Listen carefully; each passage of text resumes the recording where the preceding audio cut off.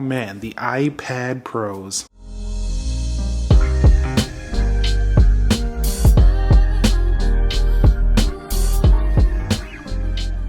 The new iPads are crazy. The event actually just wrapped up and we have a lot to talk about here. I actually want to react to some of these things that were announced. So first of all, they started talking about the iPad Air, the 11-inch, and now a new 13-inch. So they're going up like to an 11-inch here.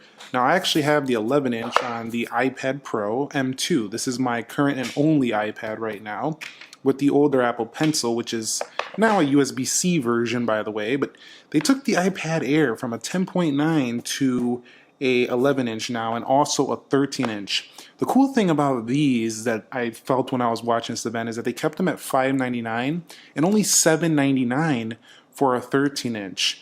The con, I feel like, is there's probably going to be a 60 hertz display on a 13-inch.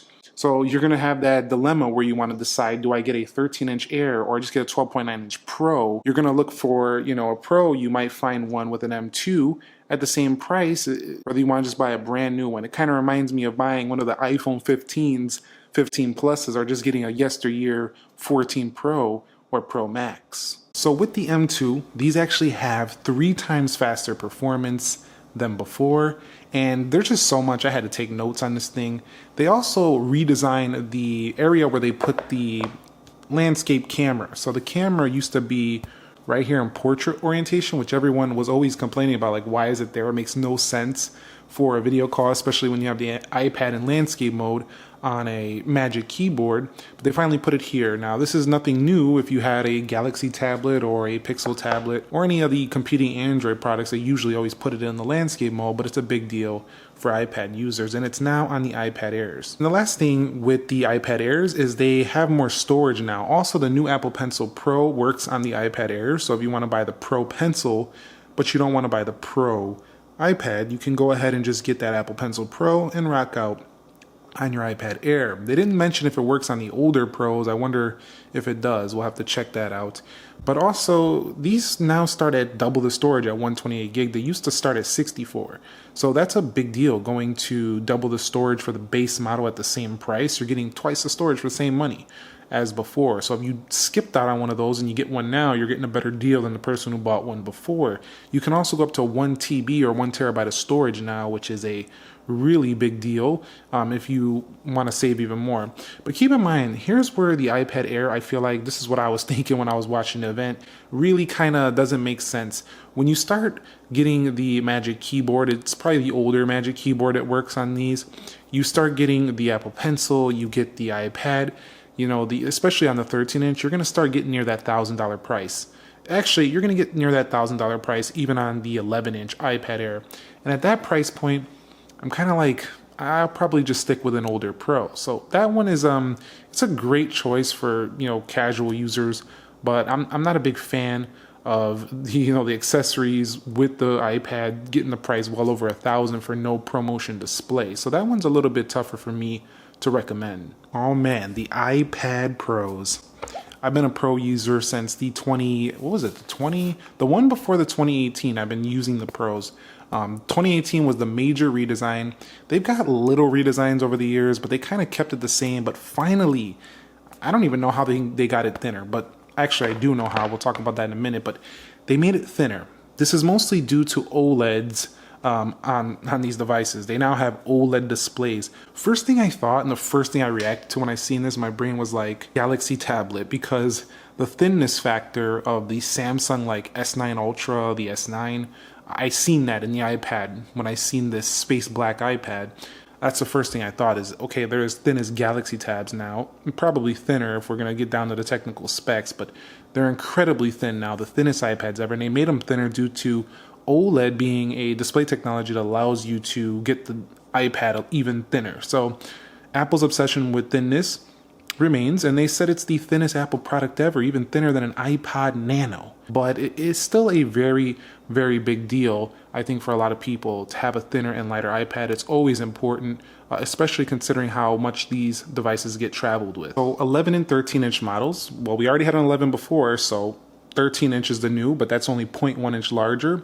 They didn't really talk much about the bezels. The bezels don't look like they reduced too much. I'm sure they're slightly thinner, but the bezel's not really that much thinner. Not that it matters on an iPad. I mean, you're going to be having this on the Magic Keyboard anyway. It's not like a phone where you want the all screen in your hand, so I don't think it's a big deal. But they using two OLED displays. One of the cons, I actually have a Galaxy Tab S9 Ultra. One of the cons with that tablet is that it just simply doesn't get as bright as I would like. It rocks out at like 600 nits max.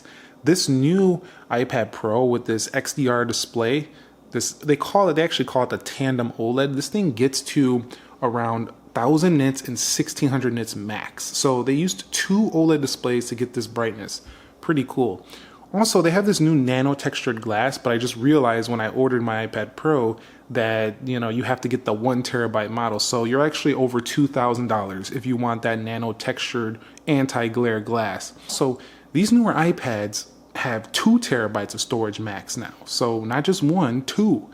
So that's quite a bit of storage, actually. And so the M4 chip, everyone kind of expected this if you've been reading the rumors, but the M3 is the one a lot of people thought was going to be the safe choice.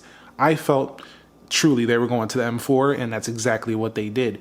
Because the iPad, you have to remember, is a product that is going to be out for a while, and they're going to have iOS 18, iPad OS 18 likely. With the AI, they need that processor to support this upcoming software that's going to be announced probably just next month. So I like that buying this, you're already future-proofing yourself for like 2 years, 3 years to come easily. Even further than that, probably. I mean, M1 CPUs are still doing really good. So imagine buying an M4. You could probably have this product for 5 years without ever even thinking about its performance reducing, if that. Even some older iPads from years ago still work very well. So this M4 is really leaps ahead of the competition. It's really a future-proof CPU.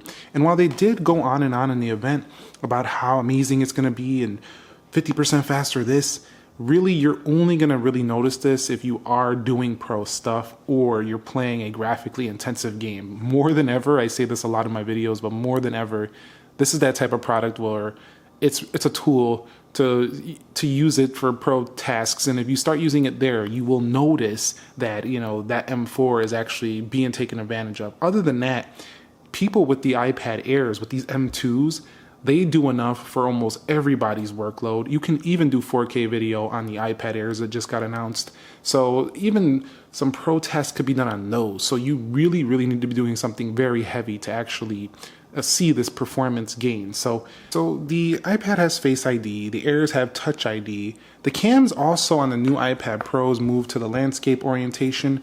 The camera, it doesn't look like they have two lenses anymore. I wonder if they took away the ultra wide or if the ultra wide is just kind of built into, you can crop in on the sensor to get, I don't know if that's even possible, but I'll need to check out the cameras because my older iPad Pro actually has an ultra wide camera and a LiDAR sensor. So we have that on the new ones. The camera design is a little bit different. And so with that being said, that camera design will definitely let you know this is a new, different iPad, which is quite nice, but it's not like drastically redesigned. This whole product in general, to me, doesn't look drastically different.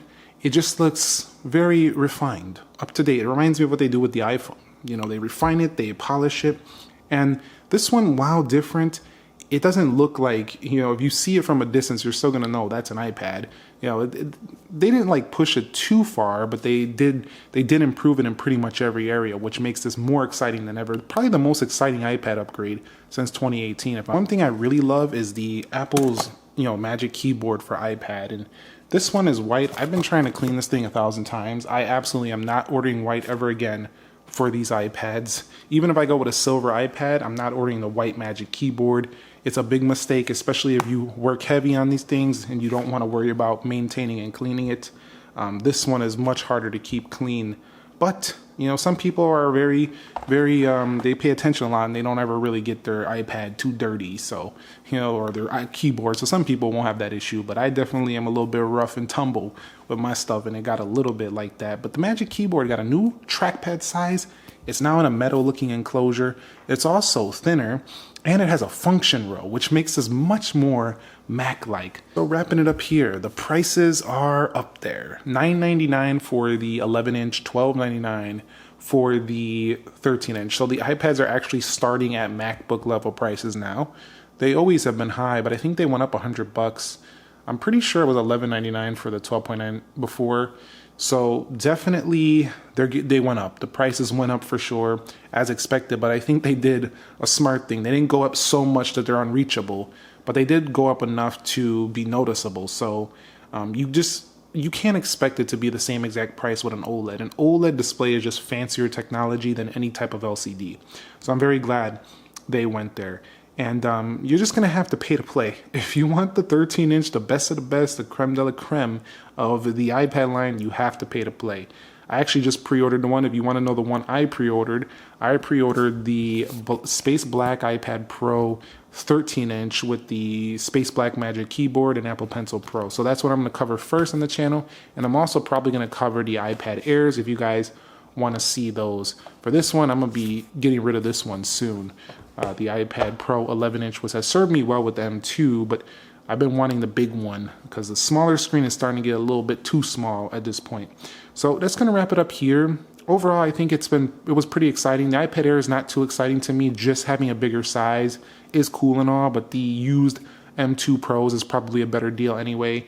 The Pros are what's really exciting today, especially the fact that the 11 and the 12 and the 13-inch now don't have a different display. They both have the OLED panel. They're both kind of like the same thing. They're not separating them too much anymore. Like before, got the 11-inch, you had to have the cheaper LCD with less brightness in the 12.9. I didn't like that. So I like that both of them have the same thing now.